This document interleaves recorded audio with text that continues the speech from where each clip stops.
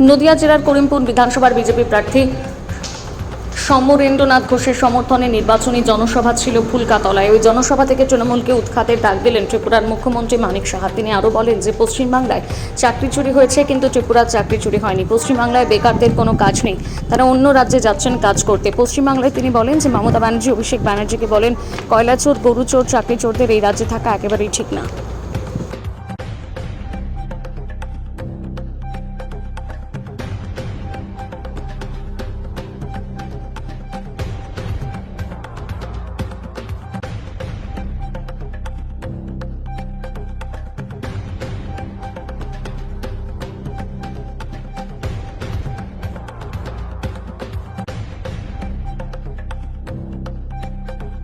একবার ম্যাপটা দেখে নেবেন সমস্ত জায়গায় আজকে গেরুয়া রং বইছে সেখানে। আর পশ্চিমবাংলা এখনো বসে আছে। কেন বসে থাকবে? কেন আপনারা ভয় পাবেন? ভয় পাওয়ার কিছু নেই। এবারে এসআইআর হয়েছে, সবকিছু হয়ে গেছে, যেভাবে অ্যাডমিনিস্ট্রেশন হয়েছে, যে কায়দায় এতদিন ধরে কমিউনিস্টরা করতো সেইভাবেই তৃণমূলীরা 15 বছর চালিয়েছেন। বন্ধুগণ, এবার কিন্তু সেই সুযোগ আর নেই। বন্ধুগণ, সবকিছু ঠিকঠাক, খালি 4 তারিখ রেজাল্ট আগরতলা ত্রিপুরা থেকে আমি দেখবো আপনাদের কিভাবে এই গেরুয়া আবির নিয়ে আপনারা খেলছেন, এবং সেই দিনটার জন্য আমি বসে রয়েছে। বন্ধুগণ, বাঙালি হিন্দুদের জন্য একটা পরীক্ষা, একটা বিশাল পরীক্ষা কিন্তু আপনারা দিতে যাচ্ছেন। বন্ধুগণ, আর সুযোগ পাবেন না, আপনারা ঘরের থেকে বেরিয়ে আসুন। আমি কংগ্রেসের ভাইদের বলবো, সিপিএম এর ভাইদের বলবো, এখনো সময় আছে ভাই বোনদের, যে এই পার্টির পেছনে আপনারা ছুটবেন না। একটা উচ্ছৃঙ্খল পার্টির নাম হচ্ছে কংগ্রেস, শৃঙ্খলার মধ্যে উচ্ছৃঙ্খল পার্টির নাম হচ্ছে কংগ্রেস। আর সিপিএম এর কথা বলে লাভ নেই। বিদেশ থেকে একটা সেই নিয়ে এসে সেই বিদেশি নীতি নিয়ে এখানে চলবে না। বন্ধুগণ, আমি এখনো বলছি, এইসব পেছনে ঘুরবেন না। দেশ শক্তিশালী হলে তবেই মানুষ আপনার কথা শুনবে। আজকে সারা পৃথিবী মাননীয় প্রধানমন্ত্রীকে কেউ বলেন বস, মিস্টার বস। আমরা দেখেছি যখন আমি G20-তে আমি গিয়েছিলাম, সেখানে বড় বড় রাষ্ট্রপ্রধান, কেউ বড় বড় যারা রাষ্ট্রপ্রধান আছেন ওনার পা ছুঁয়ে প্রণাম করছেন। ভাবুন আপনারা, এই জায়গায় আজকে আমরা গেছি। বন্ধুগণ, আমরা এক নরেন্দ্র চিকাগোতে ভারতবর্ষকে দেখিয়েছে, আরেক নরেন্দ্র ভারতবর্ষকে বাঁচিয়ে তাকে কিভাবে শক্তিশালী করতে হয়, উইমেন এম্পাওয়ারমেন্ট কিভাবে করতে হয়। আজকে 13,000 কোটি টাকা যে সম্প্রদায়কে কেউ কোনোদিন ভাবেনি, কুমার কামার যারা চুল কাটে বারবার, তাদের জন্য এই 13,000 কোটি টাকা দিয়ে তাদেরকে ট্রেনিং দিয়ে সমস্ত কিট দেওয়া হচ্ছে। বন্ধুগণ, জনজাতি বলুন, জাতি বলুন, মণিপুরি বলুন, সব সম্প্রদায়, এই যে সবকা সাথ সবকা সংখ্যালঘু যারা ভারতবর্ষে আছেন, তাদের কোনো সমস্যা নেই। তাদের জন্য চিন্তা করছেন যে সবকা সাথ সবকা বিকাশ, বিশ্বাস আর প্রয়াস, সেই দিয়ে আবার নতুন বাংলা আমাদের গঠন করতে হবে, আবার পুনরুদ্ধার করতে হবে। আমাদের যারা এই বাংলার জন্য গর্ববোধ করতে হবে সারা ভারত, সেই জায়গাটা আমাদের যেতে হবে। সেটা তবেই সম্ভব হবে। বন্ধুগণ, যখন সবাই মিলে আপনারা সকাল 29 তারিখ আপনারা আমাদের যে পার্টি যাকে মনোনয়ন দিয়েছেন, আমাদের সমরেন্দ্রনাথ ঘোষ মহোদয়, মাননীয় শিক্ষক মহোদয়, উনাকে ভোট যদি দিন। বন্ধুগণ, আমি দেখেছি সমস্ত মহিলারা, সমস্ত ভারতবর্ষের মধ্যে, ত্রিপুরাতে আমরা দেখেছি এটা আক্রোশ মহিলাদের মধ্যে হয়েছে। চারিদিকে প্রসেশন হচ্ছে যে কেন এই কাজটা করলো, এর আগে হতে দেয়নি, অনেকবার চেষ্টা করা হয়েছে। এবার মাননীয় প্রধানমন্ত্রীজির হাত ধরে এই বিল পাস করার জন্য আমরা শুনেছি মাননীয় প্রধানমন্ত্রীজির বক্তব্য, আমরা শুনেছি পার্লামেন্টে আমাদের মাননীয় গৃহমন্ত্রীজির যে ভাষণ, সেটা আমরা শুনেছি। যত যেগুলো ওরা বলেছেন সেই যুক্তি দিয়ে সেটা বোঝানোর চেষ্টা করা হয়েছে, কিন্তু আগের থেকেই ওরা ডিসিশন নিয়েছে না, মহিলাদের এম্পাওয়ারমেন্ট করা যাবে না। তো আপনারা আরেকটা বিষয় আপনারা জানেন যে সিঙ্গুরের কল কারখানা করতে দেবে না। আপনারা জানেন টাটা এসেছিল এই সিঙ্গুরে। এবার ভারতীয় জনতা পার্টি যদি আসে, আপনি সিঙ্গুরে আপনারা দেখবেন কিভাবে কলকারখানা আসে। মাননীয় প্রধানমন্ত্রীজি একবার যখন যেটা বলেন সেটাই হবেই হবে। বন্ধুগণ, আপনারা জানেন অপারেশন সিন্দুরের ঘটনা।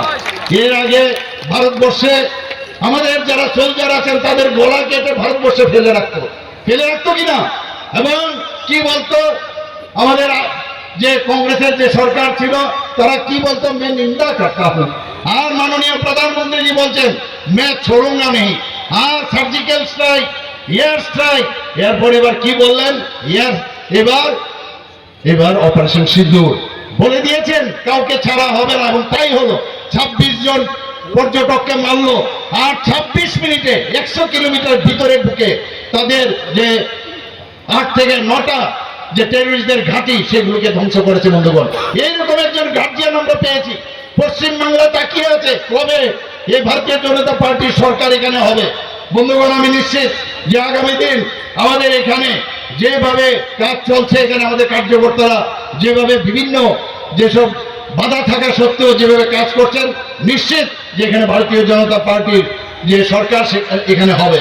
বন্ধুগণ, এই সংকল্প পত্রে আরেকটা জিনিস বলা হয়েছে, 45 দিনের মধ্যে রাজ্য সরকার যারা কর্মচারীরা আছেন তাদেরকে দিয়ে যে বকেয়া দিয়ে সেটা দেওয়া হবে। 7ম পে কমিশনে বাস্তবায়ন করা হবে।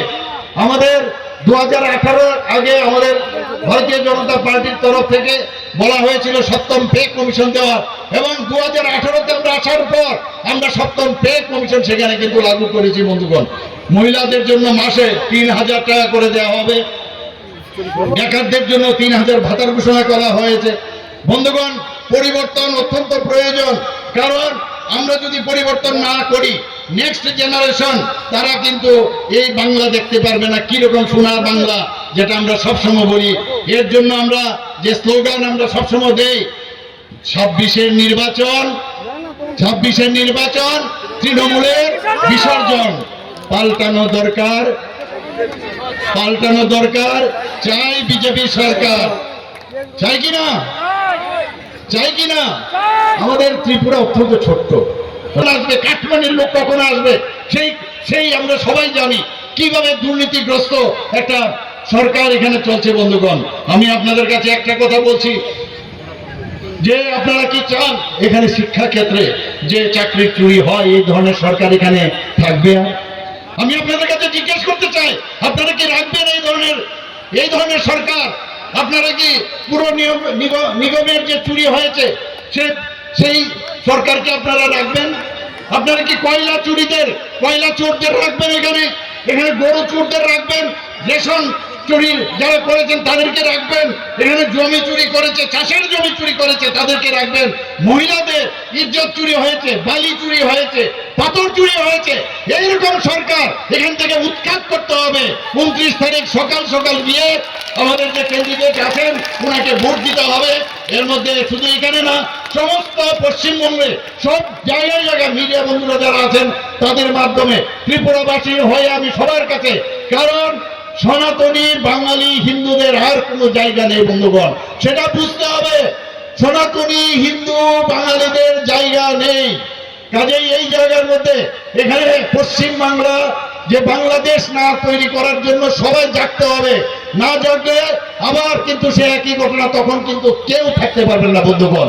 এর জন্য আমি আপনাদের কাছে নিবেদন করব যে আপনারা সমস্ত, এখন আপনারা এখানে যারা উপস্থিত আছেন তারা নয়, আপনারা গিয়ে প্রতিটা ঘরে যান, আপনাদের আত্মীয় স্বজন যেখানে আছেন সবাইকে বলুন যে এবার ভারতীয় জনতা পার্টির সরকার চায়। বন্ধুগণ, ত্রিপুরা একটা ছোট রাজ্য, সেখানে আগে এই যে সিপিএম নামক একটা সরকার ছিল, এই সরকারকে উৎখাত করার পরে আজকে দুইবারের মুখ্যমন্ত্রী আমি এখানে, আমরা সরকার সেখানে কিভাবে একটা ট্রান্সপারেন্সি সরকার হয়, একটা চাকরিও আজ পর্যন্ত চ্যালেঞ্জ হয়নি কোনো কোর্টে। বন্ধুগণ, এতগুলো আমরা চাকরি দিয়েছি, আমরা এই হচ্ছে আমাদের সরকার, সুশাসনের সরকার। এইরকম একটা সুশাসনের সরকার আমরা চাই যে এই পশ্চিমবঙ্গে হোক। বন্ধুগণ, নর্থ ইস্টার্ন জোনে আজকে যদি আপনারা জিএস